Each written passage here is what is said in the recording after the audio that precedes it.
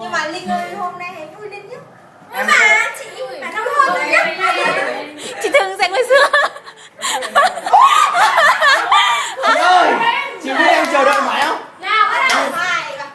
Chiều hôm nay sao mưa lại rơi, để nỗi nhớ thương em vô cùng. Chưa gì ấy. Mới quen cùng trong chiều mưa rơi từ rất lâu. Rồi hôm sau khi mưa rơi, là em biết có anh trong đời.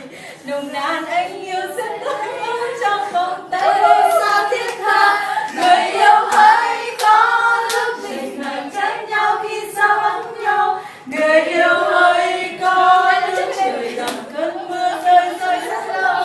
Em dần hơn thu mơ đến thôi, em chỉ mong sao mưa đừng rơi. Tôi cứ quay đi.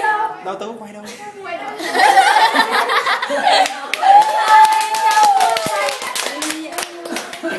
Chuyện máy quay Thôi, kíp. Em dần hơn vu vơ.